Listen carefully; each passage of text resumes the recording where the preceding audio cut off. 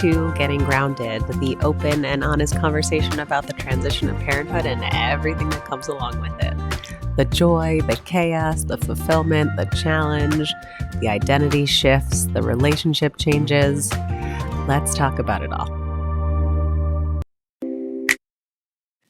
Yay, hi, welcome. Hi. I feel like I always start with a yay, which maybe I need to stop doing, but Why? Why would you? I know, I'm just like overly excited every single time.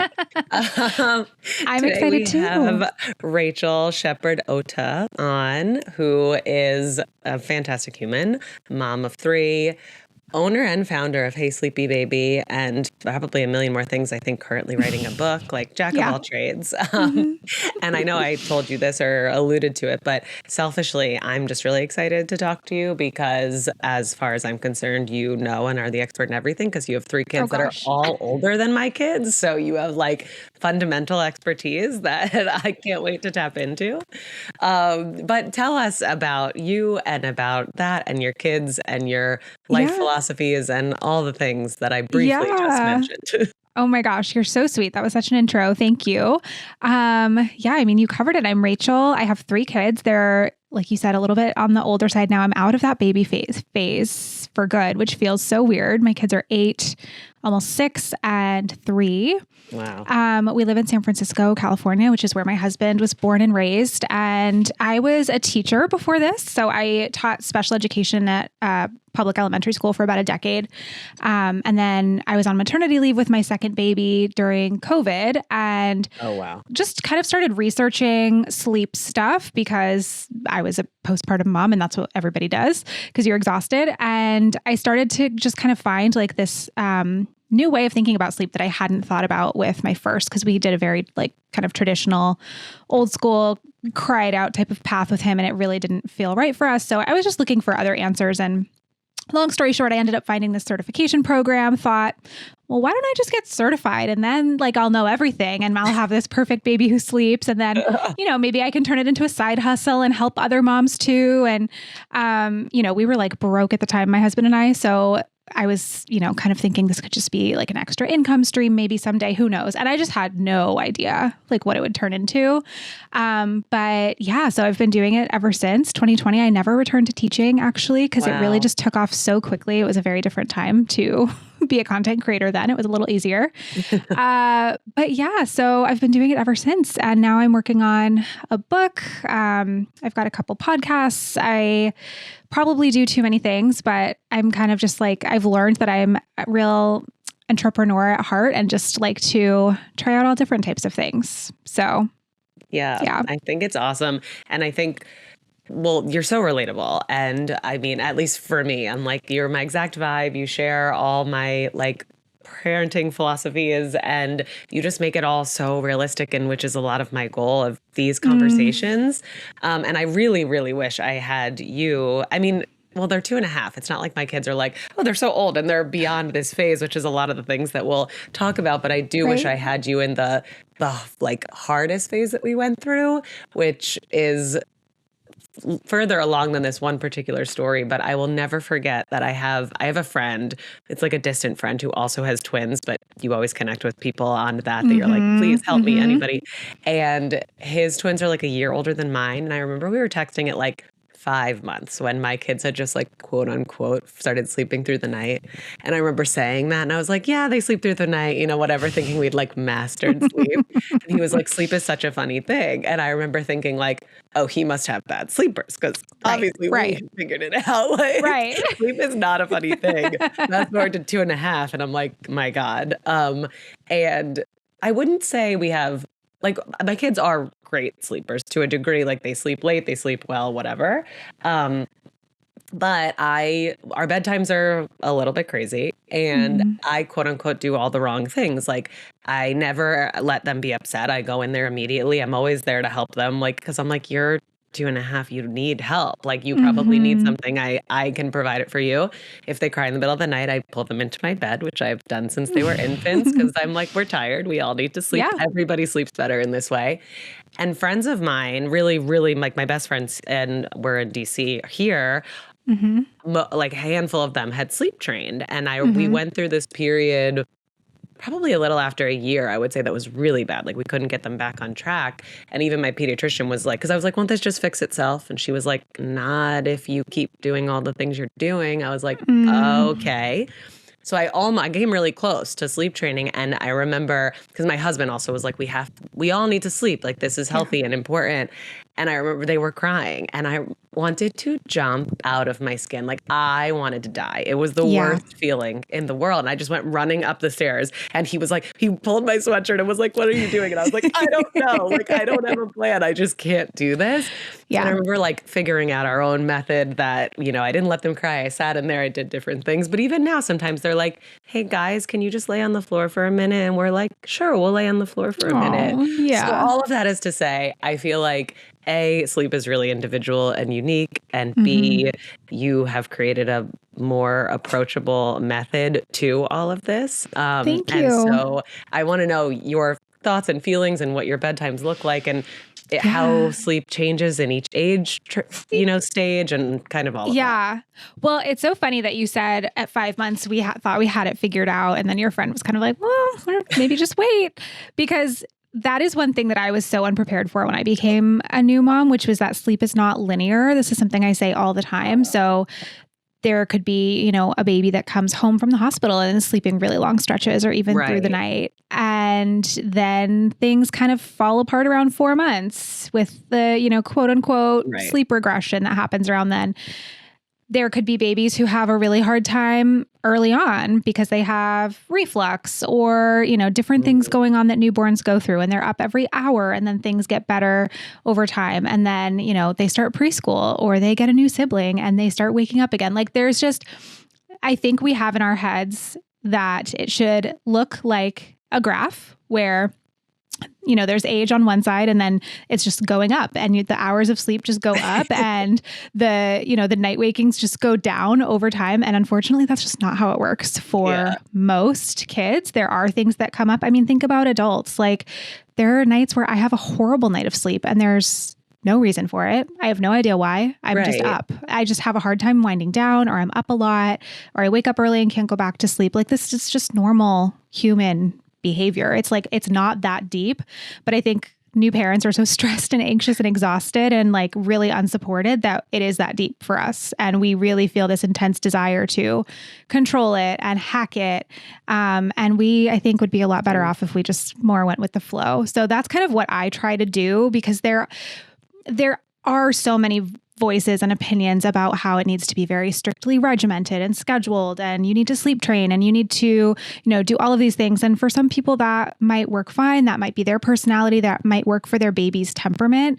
For me and my husband and our first child and the way he was wired and the way we wanted to parent, like it just was not a good fit. And I was having a really hard time finding other solutions because I also didn't want to be up all night. Like nobody does. Nobody wants to be getting up a million times a night with their baby, right? So we all want to sleep. We all have the same goal, but I think it's okay that we have kind of different ways of getting there. And ultimately, I really just think that realistic expectations and proper support are like the keys and the biggest things that we need to give to new parents. Yeah, I actually remember thinking that now that you say with the like adult sleep, like when you just put a kid in their room and then you're like, okay, good night. I'm like, as an adult, I like lay in my bed. Sometimes I look at my phone. Sometimes, you know, it's like, there's not an immediate like, and now you sleep. And so I'm like, And imagine how it would feel if somebody was trying to like force you to fall asleep, or they were getting stressed. If somebody was getting super stressed and you could feel their anxiety about how you were not falling asleep quickly enough, like that would feel super dysregulating. I know. I talked about and pretty annoying. Yeah, right. I'm like, I'm not good in life about putting myself in his shoes if we're like fighting or whatever, but I'm great at putting myself in my kids' shoes. Oh, same. So I'm like, I'm like, oh, well, they probably need a little extra time. We're in a new space, like whatever. And he's like, I'm like, come on, get with it, do this. I know. I always joke, I save all my patience for my kids. My husband gets 0, but he's a grown man. He can take it. That's what I tell myself. We're the same boat over here. So because your kids are older, I have a friend who has older children than mine. And we like went to visit her and spent a week there one time. And very much gave me an insight into like, oh, this sleep thing is never like really mastered Solved? or whatever. Yeah. Right. That you want to call it. Because she's like, oh yeah, sometimes I just wake up in the middle of the night and they're standing at the end of the bed staring at me. And my husband's like, I am terrified for that moment. And I'm like, I would be terrified for that moment if it wasn't my child. Like if I'm like, I'm it's seeing not another as scary kid. when it's your own kid. Yeah. Exactly. But like, they're like, Mom, I need something. I'm like, I think I'm prepared for it, but I don't know because we're still in cribs. They can't do that. Right. No, it's so true. There's always something. Like people think once they get their baby to, quote unquote, sleep through the night, which is like a whole other thing. But once they get that to happen, that they're done. Like they've clocked out. That's their goal. They've achieved something. They're at like this finish line. And it's not like that. Like there are kids who go through regressions when, like I mentioned earlier, when they have a new sibling or when they start preschool or, when their potty training is a huge one. There are kids that are still wetting the bed up till age, 8 to 10 sometimes. And like, that's a whole thing. They get sick. There are just a million different things. They get bad dreams. They have anxiety about something that happened at school. There's just so many things. And I think when we treat sleep as this thing that we need to accomplish as early as possible, it really sets us up for a lot of stress and disappointment later on when things do come up, because they will for everybody. Well, it's also like a metaphor for parenthood in general, right? Like anytime you want to do that with anything, it's going to be like none of it can be rushed. All of it has different phases. All of it's fleeting, which is something I kind of reference all the time. Like parenting teaches you how like not real, but also like tiny and finite time is, that like the good moments are really good for a short time and the bad moments are really bad for a short time. So you can't ever master any of it. And it is interesting that like as a society, we want sleep to be the one that's like, no, that has to. Because also I can understand because sleep deprivation for anyone is not a good thing. So that's what I was just going to say. Like, it is understandable why we stress out about this one thing so much as a culture. And that is, I mean, a lot of it is just because we're so unsupported and we're so overworked and exhausted. And we have all these different ideas about, independence and wanting this like precious alone time at night and wanting things to stay exactly the same with our partner as they were before baby and our social life to stay exactly the same. And I think there's a lot of like denial about the fact that having a baby does in fact change your life, and that's okay. But yeah, it's hard. It's hard. Yeah. Our culture specifically, because in one of your posts, I think when you were starting the business, you had referenced that people internationally were writing in that like we have a very strange relationship with sleep in America. So it's not like that elsewhere. No, and that's actually what I'm writing my entire book about, which is just why we are so weird about sleep and why other cultures might have it a little bit better off than we do as far as like thinking about it in a really healthy and realistic way. Their mental health around it is so much better. And, there are a lot of systemic reasons for this too, like maternity leave and access to healthcare and all of that stuff, of course, plays a role. But yeah, it was always so funny to me when international followers would write in, because only about 60% of my audience is US. So I do have a pretty large international following. And they write in all the time, just, the way Americans think about this is so funny. Like, just bring the baby into your bed or just lay with them. Who cares? Like, they're just very laissez-faire about a lot of this stuff that we are so anxious about. Yeah.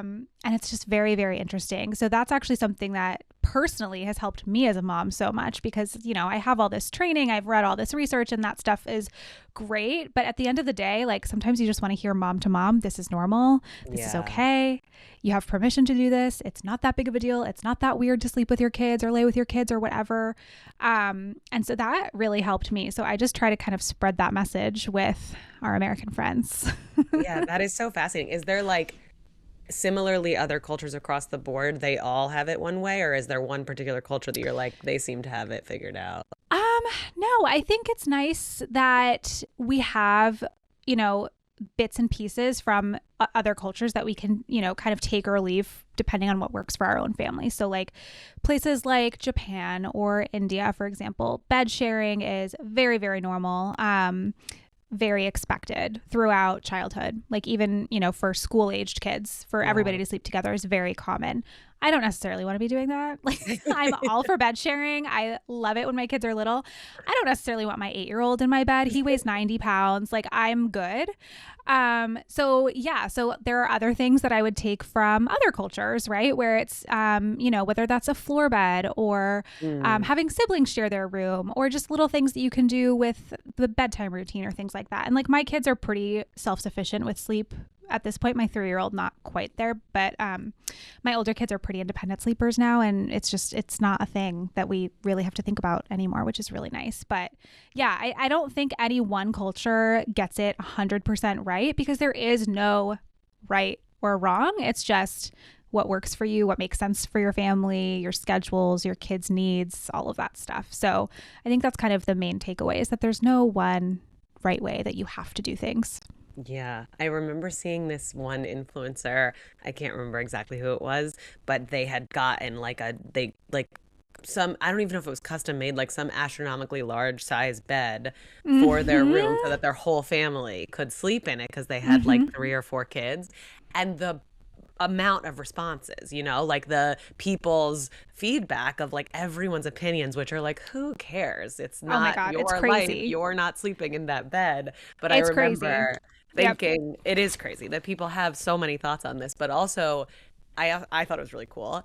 And I was thinking like the logistics of it. Like, are you then just sleeping at like 8:30 and then you're like, okay, well now this is my bedtime, or you let the kids then sleep in the bed because it's on the floor in case they roll off? Like, that's where my brain went. Like, no, totally. You're going to like the logistics, and those are really good questions. And I think some people say they don't want to bed share or they don't want to co-sleep because of reasons like that. They're like, well, I have to clean the kitchen. I have to do laundry. I want to watch a show with my partner. Like, I want to do this stuff after my kid goes to bed. I don't want to be stuck to my bed, for 12 hours when my kid is sleeping. And that's totally valid. So I think one thing with that is knowing that every stage is, like you mentioned, very fleeting. So for me personally, there was a stage, my middle child was very, very attached to me. She was my COVID baby.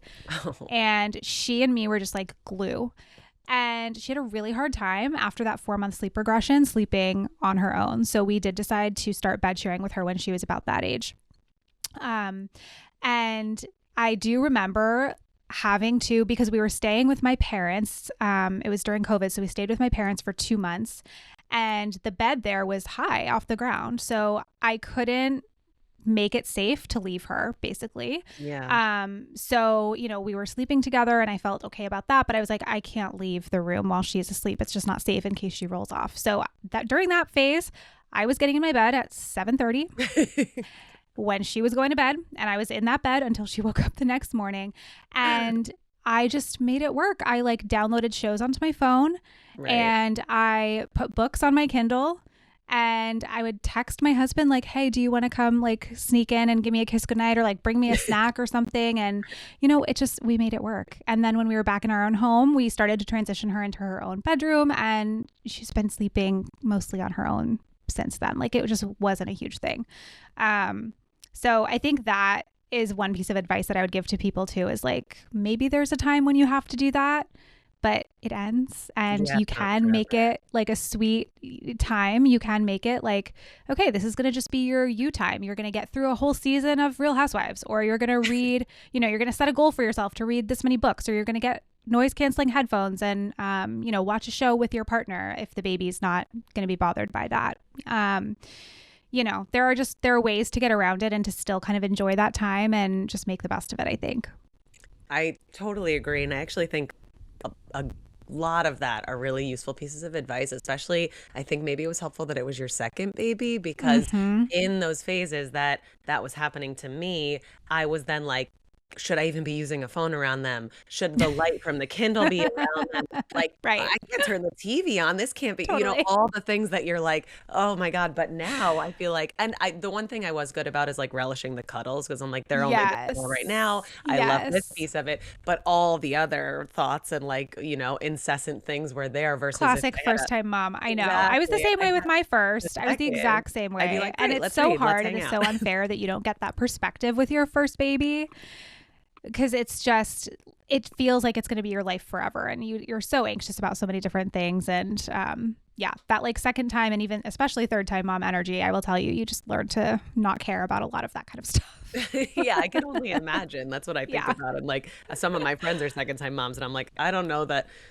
And what would I even be? Am I a second time mom then or a third time mom? I know you're like a whole separate category. It's so funny whenever I ask parents like, what was the harder transition, like 0 to 1 or 1 to 2, and people will always DM me like, what about the secret third category of like 1 to 3?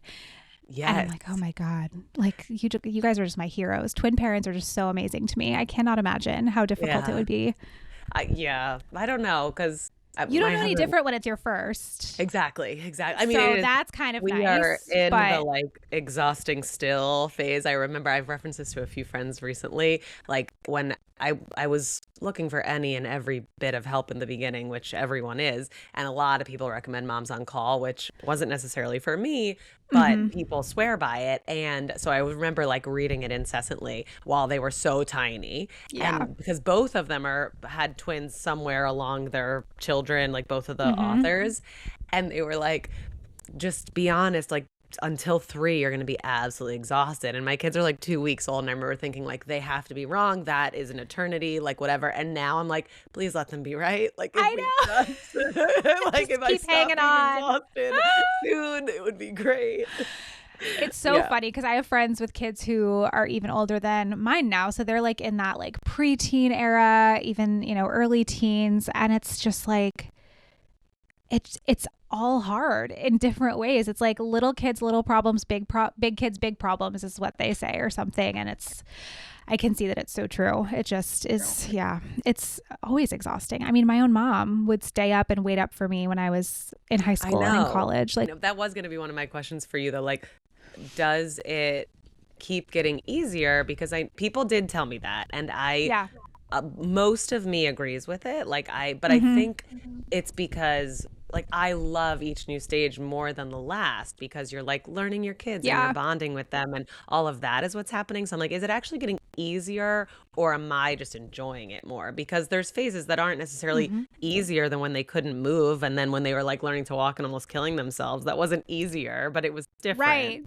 I think, I don't necessarily know if they get easier or if you just get better. And I don't know. I think it's a little of both. I will say, I think I'm kind of in a sweet spot right now where things do feel pretty easy because I don't have like angry hormonal teens, but I also don't have little tiny babies anymore. Like all my kids are potty trained. Travel's pretty easy. Right. They're still really sweet and want to be with me. So I really feel right now like I'm just enjoying this very short window where, they're all just sweet and fun.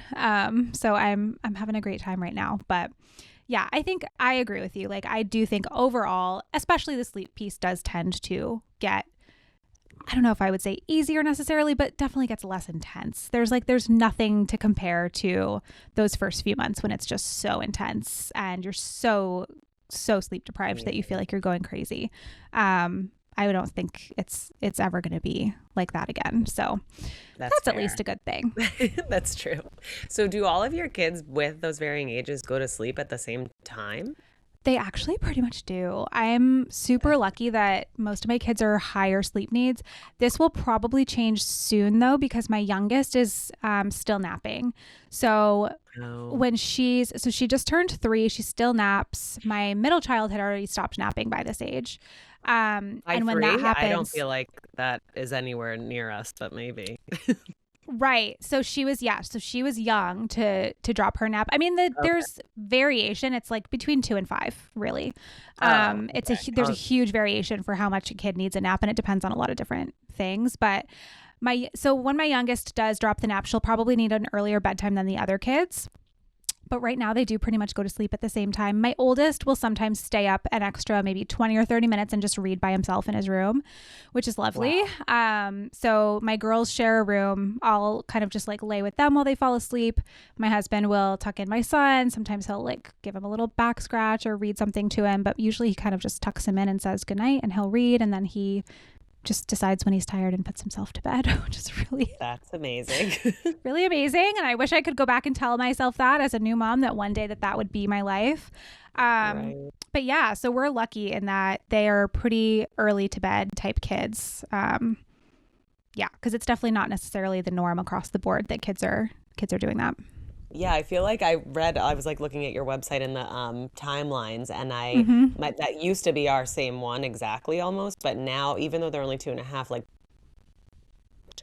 kind of later, but they sleep really late. So I'm like, I don't hate So the it's a trade-off. Yeah. Right. And it's like a trade-off too, right? So we went through something similar with my middle when she was still napping, which I really needed because I was pregnant, and I just needed that break in the day so bad because I was so exhausted from being pregnant. So I held on to her nap as long as I possibly could, but it meant she was up until like 9:30 at night. Oh my God. Because she just couldn't fall asleep earlier. And I took it at that point because I was like, the alternative is not an option. Like I can't do the whole day with her being pregnant. I'm too exhausted. Yeah.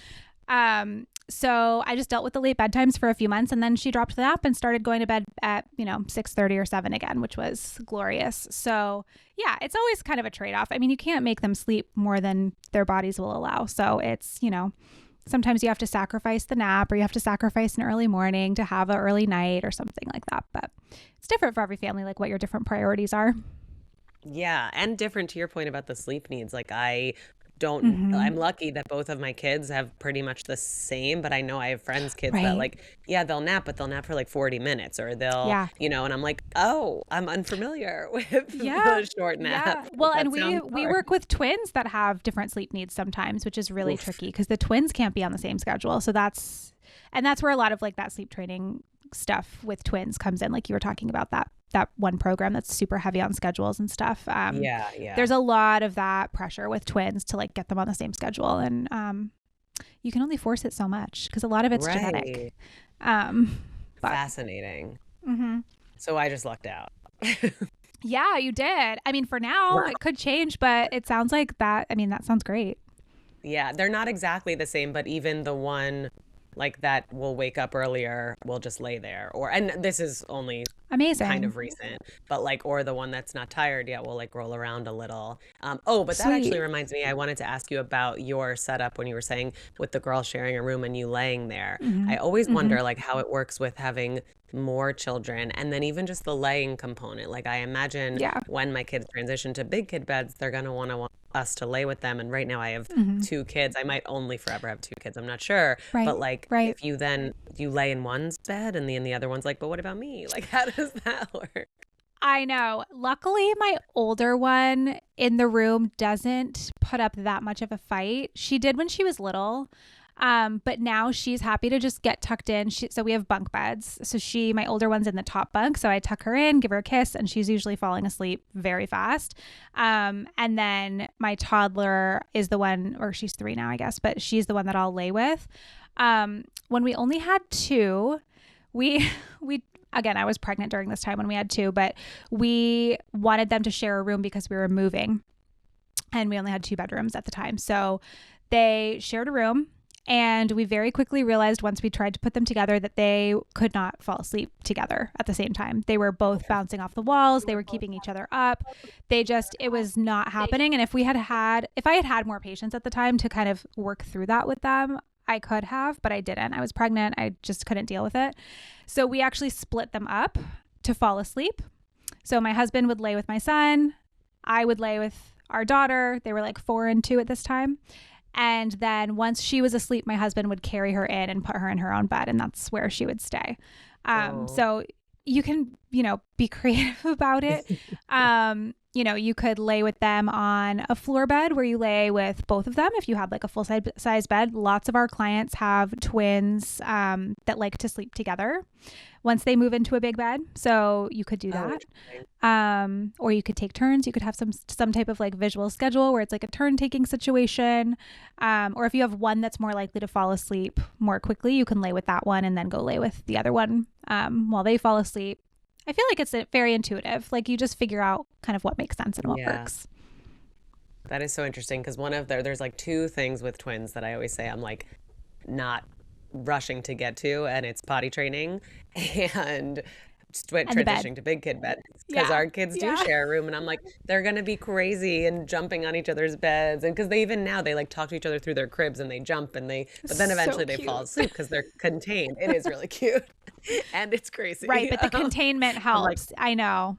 yeah, yeah. So I don't know how it's gonna go when we do beds, but maybe well, I had another twin mom be like, it wasn't actually as bad as I thought it was gonna be. Like it happened for Great. like a week and then they got used to it. And I'm like, hopefully that's our experience. We'll Amazing. see. Yeah. Yeah. No, I personally didn't ever have a big problem transitioning from crib to bed either. It's like, even my son, I remember, because he was in the crib for the longest, he was almost 3. And it was like he didn't even realize that he could get out of his bed. It was weird. Like you assume that they're going to get this like rush of power of like, oh my Right. God, I'm free. But he still would like, if he would ever wake up, which was rare, he would call for us. He wouldn't even ever get out of his bed. It was like, it didn't even occur to him that he could get up and leave the confines of the sounds bed. It magical. was very weird. Yeah, it was very funny.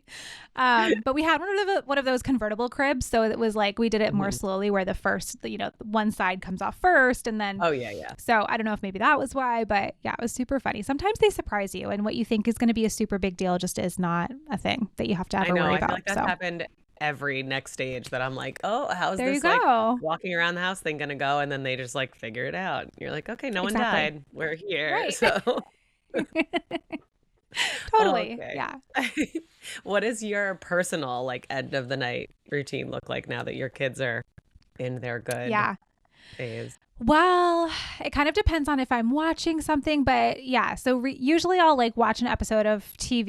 Either my husband and I will watch a show together if we're watching something together, or I'll watch like one of my Bravo shows. I love Real Housewives and all of that kind of stuff. All of that reality stuff I unfortunately do love. So I'll usually watch an episode of that. Once in a while, I'll like catch up on work. So I'll answer DMs or like make sure my post for the next day is ready to go, or, answer a couple emails or something like that. But I try to keep the night just like for relaxing and winding down time. And then lately I've been trying to read for like an hour before going to sleep. So I'm trying to read more books. So all of those that's things kind of sound lovely and are my goals, but we never get there. But also with this later bedtime, I'm like, okay, I'm exhausted. We're just gonna clean and go to bed. And no, that's I'm the wondering thing. if that is And like I said, bleeding or right. Well, when my daughter was going to bed at 9, like when we went through that phase, I was definitely not doing any of that stuff. I was going right to bed or sometimes falling asleep right next to her. But yeah, it all depends. But that's usually my nighttime routine. Pretty boring. No, I think it sounds great. It sounds like really peaceful and lovely. Yeah. So outside of sleep, let's just talk about parenting and momming and all of the things. Like I said, you like just seem like you seem like you have it all together, but you're super honest about like what is having it all together at this phase. Yeah. So I just want to know, like, being a mom of 3, now that your oldest is 8, like what were some of the transitions that you like went through that were harder, or pieces of advice that you wish you had, or just like general tips on doing it now with the business and all of the things, like managing everything? Yeah. I think probably the things that we have struggled with the most have been like sibling fighting, which our kids actually, they get along so well most of the time. But it's a real trigger for me when they fight with each other. I just can't stand the noise and the screaming. So that's something that's hard for me. And then the other thing that I would say that we've gone through that's been a harder transition is my daughter, my middle, went through a really big period of separation anxiety with school. So now she's in kindergarten and she's doing amazing. But her last year, right before kindergarten, she was kind of fighting us every single day to go to school, crying, not wanting to go. They would have to like kind of pry her off my husband to get her to go into school. And so that's just always so emotionally tough. I feel like when your kid is like just really upset about leaving you. So yeah, I think those are kind of the biggest things. But yeah, like you said, I mean, nobody has it all together. Nobody's patient all the time. Nobody's kids are perfect all the time. Nobody's parenting journey is like perfectly neat and tidy. I think it's so important to just remind people that we all have things that we struggle with, even though like, yeah, my kid's bedtime is super chill and easy, but that doesn't mean that we don't like lose our minds at other points of the day and like have things that are annoying or that we struggle with. So how did you guys work through the separation anxiety stuff? We kind of took the teacher's lead. They were super, super wonderful, and they were, just so compassionate towards her, and that really helped because she did have, a very deep connection with them and a really great relationship with them. So once that initial separation happened and was hard, they would always like send us a photo of her playing or send us a text update like, she's good now, it's no worries, she's fine. And so that really helped put our minds at ease that it was just that initial separation that she was having a hard time with. She wasn't actually unhappy at school. That would have maybe been like a different conversation. Totally. But yeah, they also did this thing that really, really helped my kids, if anybody else is going through this, which was that they would let her write notes or dictate notes. So obviously in preschool, she wasn't writing, but she would dictate. And so they would say like, okay, let's write a note. You're feeling sad right now. Let's tell mommy all about how you're feeling sad and how you're missing her. And so she would say like, I would get these notes in her backpack every day that she had made. Mommy, I miss you. Mommy, I want you. Mommy, I want to come home. Love, Noe. And it would just be like the same thing every day. But they said that it really seemed to help her kind of get her feelings out and then put the note in the backpack for me to look at later. And then she was able to move on and play. So that was something that was super, super helpful if anybody's looking for a tip for that, because it is so hard. It's awful. When we started, so my kids started daycare, they were like 18 or 20 months, like they were older, quote unquote, than some kids do. And my son, whenever we would go places, he would sit in my lap. And so I anticipated him having a tough time with the school transition and her being like, whatever, who cares, see ya. And it was the complete opposite. Like he is so comfortable.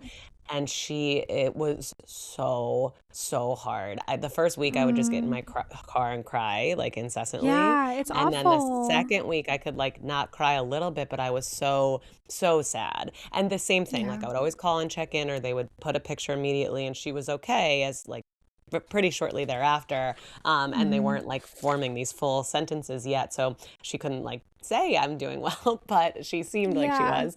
And I just remember like having to talk myself through all that period, like this is healthy for her, this is healthy for you, like this is, like being able to not have to be attached to you, or it's going to happen in life. But I just, it was a very difficult period. So yeah, it can be super, super emotional. I know lots of people write into me all the time being really worried about leaving their kids for the first time and how to know it's like the right setting and all of that stuff. I know it's just so hard. Right. Finding places you trust and that they're going to be comfortable, like a lot of things. But it sounds like the school that your daughter was at was wonderful. So that's really great. They were, yeah. We got super lucky with them. Yeah. Beyond those things, I know you also travel with your kids a lot, right? Yeah, we do. Well, we try as much as I can convince my husband to. Yeah. With 3, that sounds really difficult. Like we had done it a couple times, and they're so little. So I'm like, I don't like, we drive places now with them, but I don't know that I'm ready to go back to the plane travel just yet. I think we're getting to a place where they're so great in cars that I'm like, maybe the plane would be fine. But tell us everything. Probably. Yeah.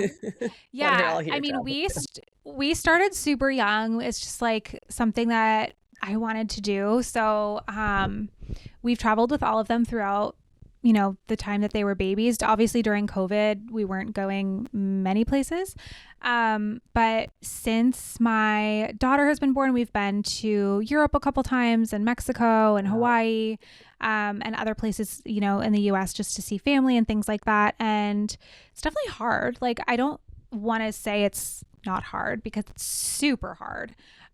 Super exhausting. To me personally, it's always been worth it. I've never left a trip where I've been like, oh, I wish we didn't do that, or that was a waste of money, or, any of that. I think it's just the most important thing, like I've been saying this entire conversation, is having realistic expectations is so key. And you have to just go into it knowing like, okay, this is not a vacation. This is not going to be like relaxing the way we used to relax. We're not going to get to see a million different tourist attractions or, go to maybe the restaurants or the museums that we would love to go to if this was pre-kid days. But you are, getting this other thing, which is so special. And that's seeing the world and like seeing another culture, another place through your kids' eyes, which is just so much fun. And people always say like, well, why are you wasting all that money? They're not even going to remember it. They don't appreciate it. And it's like, well, I want to go. And Right. I don't want to wait 10 more years until they appreciate it to travel to a new place. Like, come on, it's my life too. And so if I want to go and I don't want to leave them, then they're coming with. So that's just kind of my attitude. And like I said, so far we've had really great experiences. Most places in Europe, for example, are super family friendly, very kid friendly. Playgrounds everywhere, walkable, great public transportation, amazing food. So in that way, it's kind of like a kid's paradise to go to a place like that. We're getting ready to go to Japan with them in March, and I know that that's a very family friendly place as well. So yeah, it's something that we love to do, and I also love sharing about it. I don't know that I would be as brave if I wasn't doing it partially for my job. But I tell myself like, oh, this would make great content. Like we should just do it. And that's kind of how I help get my husband on board too. But yeah, it's fun. It's fun. You just have to kind of jump in and know that it's just going to look a little different than your trips pre-kids. Yeah, I think that's funny, the line you said about your husband too, because that's what I was thinking. Like when we talk about this stuff, it's like, yeah, you're just parenting in a different place. It's not necessarily a vacation or a trip. But to that point, I'm like, yeah, and I'd rather parent in Mexico than in the middle of Maryland. Like, I'd rather be wiping butts and getting snacks in Portugal personally. So let's go. Exactly. Yeah, that's how I feel. Yeah, no, I have the same attitude, but my husband has been a little bit harder to convince. But I think we've pulled off a couple of really great trips in the last few years, so he has a little more trust in me now, but he definitely gets nervous. Yeah, my husband feel the same way. Like, okay, we're gonna, because it is so much work, but once you're there, you're like, okay, we did it. We're here now, and it's wonderful. How far, you're closer, so how far is the flight to Japan for you? I think it's about 11 hours, so it'll be our longest one yet. Okay. Yeah, it'll be our longest one to date. How do you think they're gonna do? I think they're going to be okay. I always say I think the hardest age to travel with is actually like 1 to 1.5 or 2, like 1 to 2. And I think really little babies are easier. And I think once they have the attention span to watch a show or a movie and you can put on screens for them, personally, I mean, I am not like a freak about screens one way or the other. I don't love a lot of screen time, but I also am not afraid to use screen time. So we just did, over the summer, we were in Copenhagen, and my youngest was almost 3, not quite. And she still was actually really good. She slept almost the whole time. And when she wasn't sleeping, she was eating snacks and watching shows. So it was actually really easy. And we just flew to the East Coast, to see my family over the holidays. And that's about 6 hours. And again, they all just like watched TV, and my oldest read a little bit, and then they slept for a lot of it. So I think because we've done it so much too, they're just kind of used to it. So I'm hoping that they'll just sleep for most of the flight. But 11 hours is a lot, even for me. 11 is a long one. So I'm going to try to have that like compassion for them and put myself in their shoes. Like, this is long. They're going to be tired. But yeah, it's going to be tough. I'm definitely not looking forward to that part. I won't lie. Yeah. And then it'll be over and you'll be in Japan. So exactly. It's all worth it. Yeah. Yeah. Oh man. Well, the last thing I want to ask you about is like relationship and marriage stuff, because I know you talk about that too, and obviously that changes drastically after you have kids. And so I think there's like a piece of accepting that it's different, but then also you want to still figure out how to connect in the same way. And I'm just curious, like, what are your thoughts on that, and how are you connecting with your husband, especially because, you know, when you have later bedtimes and you're just connecting at home, but maybe you're used to going out and you can't necessarily do that. So just like, do you have tips in that general?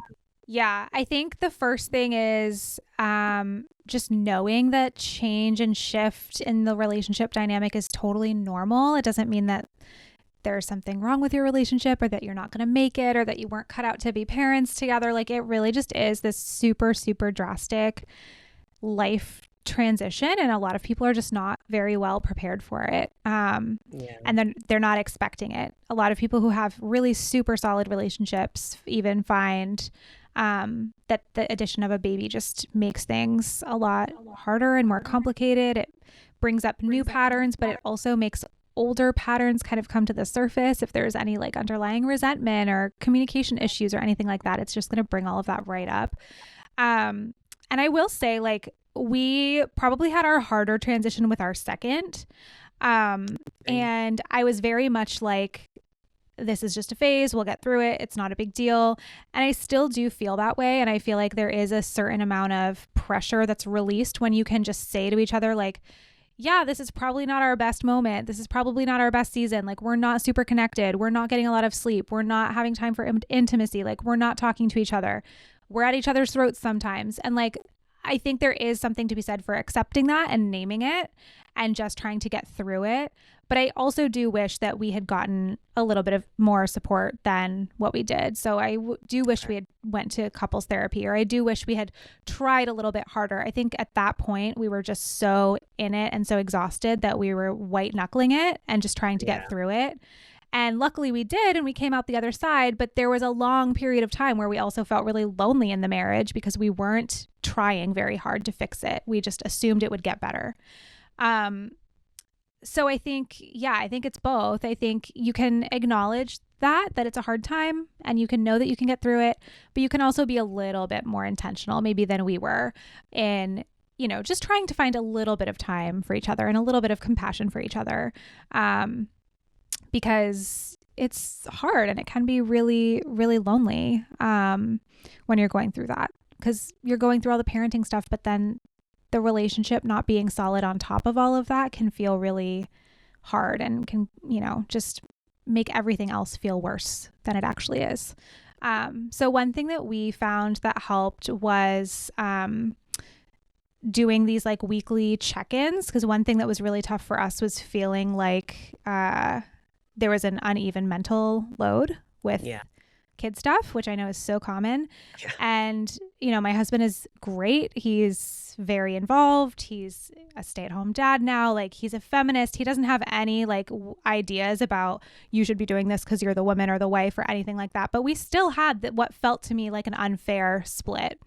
So we started doing these like weekly check-in meetings with each other, and that really, really helped, because we would kind of look at our calendars and look at what needed to get done and appointments and pickups and like just all the things, and we would split them up in a way that felt fair.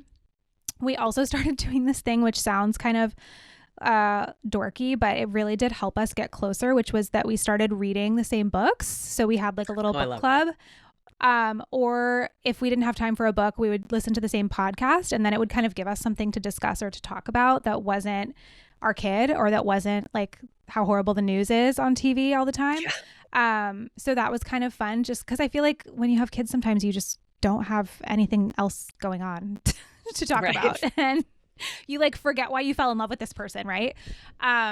So those were just like a couple of little things that we did that really helped. But therapy, I think, is also always a great option if people are really struggling. Yeah, I totally get that. I think like my husband and I, we have a great relationship. We had a strong foundation, and kids will rock you. And I think there are times like it brings you closer together and you feel more bonded, and it drives like different things between you because of the like, if you're not communicating properly, all the things. So there are times when we're like really great. And then there are times when I'm like, I'm annoyed and I don't want you to be near me right now. So I think exactly. I agree that we'll get through this stage, but probably having more support would just make it easier and better. And we're like, we should probably find a couples therapist, and then we're like, who has the time? So exactly. I know, it's so hard. That's the problem. Like, it's time, it's money, it's all of that stuff. There is a book that is really good for anybody that's going through this right now that my friends wrote. They're a husband and wife therapy team, Stephen and Erin Mitchell, and they just came out with this book in the last year, I believe, that was called Too Tired to Fight. And it's kind of that exact idea of like, we're new parents, we're too exhausted to even have this fight. We're just going to bottle it all up and like not think about it, not talk about it. But we're also not going to like go to therapy and try to work on it. Like, it's just for those people that feel really kind of stuck, to have those conversations. So highly recommend that one. Oh, that's great. I'll link to that. I know. I feel like every little thing all adds up, and exactly. It's similar in the thought process with the kids. Like, they're only going to be young once, so you also like, you're only going to have this phase of your marriage once. Right. Trying to have that same perspective and compassion for everybody involved. Yeah, it's a lot easier said than done. I know. I know. All of it is, right? I know. Well, I don't want to take up too much more of your time. I said in the beginning, I told you I could talk to you all day long. Oh my gosh, no, me too. So please tell everyone like where they can find you, where like resources you would point them to. Obviously, Sure. you have your Instagram, but everything Yeah, else. so I'm most active on Instagram. It's just at Hey Sleepy Baby. I post a little bit on TikTok, but not really that much. And then everything as far as sleep is on my website, which is just heysleepybaby.com. There's lots of free guides and resources on there. I have a blog that has lots of information for people. Of course, I have like paid guides and courses for people that want a little more hand-holding through a certain transition, like moving into a bed or weaning or something like that. And then I also have a team that work if people want like a real one-to-one consultation type model for help with anything. So yeah, all of that is just on my website. That's amazing. I will link to your website. Do you have a Substack? I do have a Substack, Okay. I was like, if which you I'm don't, you trying. definitely should. I'm trying to be better at it because I'm like, well, I'm kind of a writer now. I'm writing a book, so I should probably establish myself on this writing platform. So yeah, I do have a Substack. I try to put out an article about once a week, if not every other week. And yeah, it's called Nap Trapped, and I write mostly about sleep, but also just general parenting topics too. I knew you had one. I have read it. I was like, Nap Trap just clicked in my head. Yes. And thank you for bringing it up. I don't talk about it nearly as much as I should, but I'm just bad at marketing myself. I have like, I think I'm probably a writer by trade, although I don't do anything with it. So I have this like obsession with Substack. I think it's such a great platform. Substack is great. It's such a nice platform. I really do love it as a consumer too. It's really, really cool. Yeah, me too.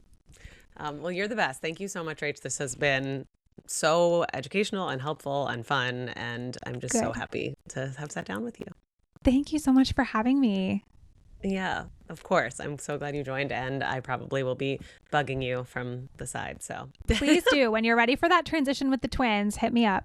I will. I definitely will. Thank you.